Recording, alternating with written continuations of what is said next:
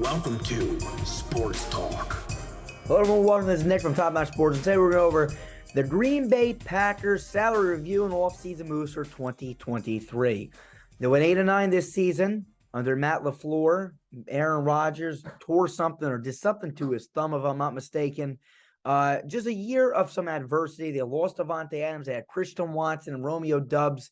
And then they got Randall Cobb and Robert Tonyan and Aaron Jones and A.J. Dillon. But mainly the receiving core kind of went downhill, losing Davante as it always would. I mean, Davante Adams was the best receiver in the National Football League. Losing him would hurt any team. People are trying to say, oh, Rodgers took a step back. I don't think Rodgers took a step back. I think losing that receiver and Davante Adams would hurt anybody. And with that being stated, going to 8-9, only losing, being only one game out of the playoffs, I feel like this team, and you'll see it throughout this video, can revamp in 1 year and probably punch their way back into the playoffs next season. But the NFC North is getting tougher. With the Bears having the first overall pick and having $120.7 million to spend in the offseason, with the Detroit Lions up and coming, with Minnesota being a tough team now as well, with TJ Hawkinson and Kirk Cousins and Justin Jefferson and Dalvin Cook and that defense. And you guys right now are kind of in a situation where you don't have a lot of salary cap, but you still got a Hall of Fame quarterback, some really good playmakers, and one of the best coaches in the National Football League. I think you guys can still compete. If you're new to this series, welcome. If you're not new to this series, welcome back. Let's get right into this. Here we are right here. Here are our expected starters that are currently under contract. The guys that are in green, if you cut them, you save money. The guys in red, if you cut them, you lose money. If you don't see somebody right now that you know that's on the team, it's probably because they're either a free agent and so that they need a contract extension, or if you don't give them a contract extension, they'll, walk into free agency. With that being stated, again, on the next slide, you'll see our notable losses, and that will be the whole list of the guys that need to be extended. With that being stated, check and say, let me know if there's anybody here that you would cut. Again, you wouldn't cut anybody in red. Right now, if you were to cut someone like Jair Alexander, which you would never do, but I'm just using it as an example, you'll lose $4 million. If you cut someone like Aaron Jones, you would save $10.5 million. Now, again, that price tag on Aaron Jones is pretty hefty, $10.5 million. That can get you a player or two good role players, maybe below average starters, or one pretty dang good player, and then you would have to insert A.J. Dillon. Let me know what you think you guys will end up doing. I'll let you know what I think in 2 slides from now. Here we are, notable losses. First things first, percent of snaps played. I'm going to explain this to you real fast. This is a percent of snaps they played when they were active for the game day roster. If they were on the IR, it doesn't count against them. So for an example, if someone's like 90%, snaps played, and they were on the IR for half the year, that's because it doesn't count the time that they were on the IR. It only counts when they were active during the game. So let's get right into this. Alan Lazard, wide receiver, 3-year, $33.1 million is expected contract. He played 89% of the snaps. Safety, Adrian Amos, is expected contract, a 3-year, $20.6 million deal. He played 94% of the snaps. Tight end, Robert Tonyan, 1-year, $5.1 million deal. He played 54% of the snaps. Josh Yeeman, right tackle, 1 year, $3.2 million, 72% of the snaps were played. Last but not least, Dean Lowry, 2 years, $12.4 million.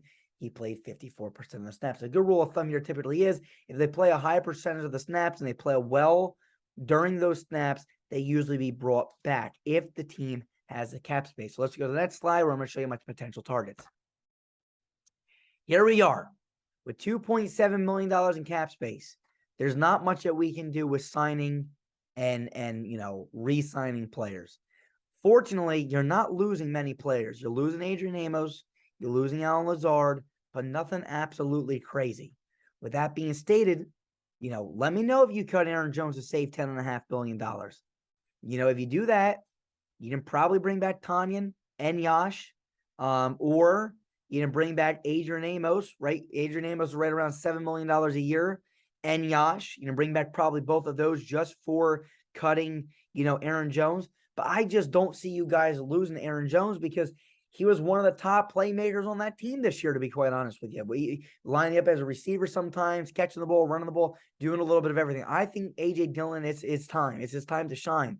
But with that being stated, Aaron Jones is a hell of a football player, and to get rid of him, to bring in a one good player and a mediocre player, or or two mediocre players, or one great player, why even get rid of them at that point? It's not changing the entire team.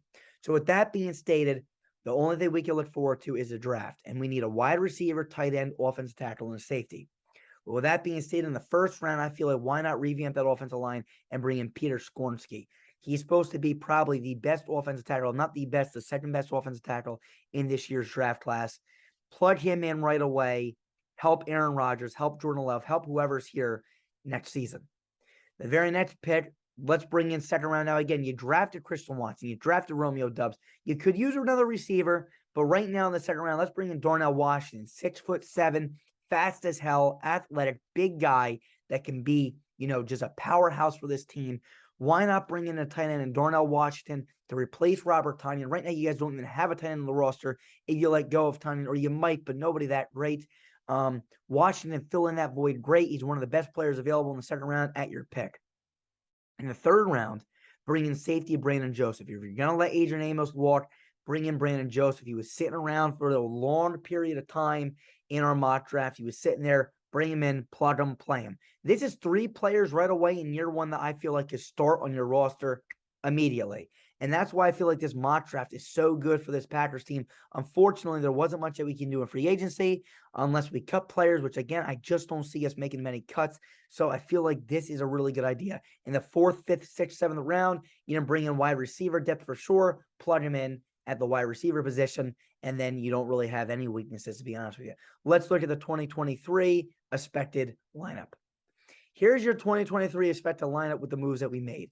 Real fast, guys in yellow are your placeholders. Guys in light blue are your draft picks. Lime green would be signings. Pink would be trading. Orange would be re-signing. Unfortunately, none of those exist. You just see the light blue and yellow. Right now, our only placeholder, in my opinion, is Samori Toure. Never even heard of this guy. If you guys know something about him, let me know. He's the only other guy right now, I believe, that's on your active roster going into next season. That's why in the 4th, 5th, 6th, 7th round, maybe you can draft the receiver, plug him in, play him right away. I know Rodgers won't be happy with his really young receiving core, but hey, listen, maybe you bring in a veteran, maybe you guys get some accountants and, restructure some contracts. Again, we don't do that for this series. It just kind of ruins the series if we do that for every team. So we try to keep it legit, like it's a hard cap. With that being stated, though, Watson, Doubs, Darnell Washington, Jones, and A.J. Dillon, for that matter, who should be listed right here next to Rodgers, too. That's a really good offense. Your offensive line is really good. David Bakhtiari. You guys brought back Elton Jenkins. You signed him to an extension in December. Josh Myers, John Runyon, and now Peter Skoronski. That just solidifies this offensive line. Again, Washington, big guy, defense. Eric Stokes, loved him coming out of the draft. Jair Alexander's been a stud since he's been in the league. Preston Smith and Gary coming off the edge. T. Darrell Slayton, Kenny Clark, Quay Walker, another guy. I think it was my number 2 ranked linebacker last year. Brandon Joseph, Darnell Savage, Devondre Campbell. All around, guys, this is not a bad team at all on paper. And I feel like if Aaron Rodgers is fully healthy, year 2 with Christian Watson, year 2 with Romeo Doubs, learning the system together with Rodgers, learning the timing. If Rodgers is your quarterback next year, I feel like this team easily probably places second in this division, if not first. But I'm saying that you guys easily go 10-7 next season, making a push to win the division. You guys are going to be battling out with Minnesota probably to win the division.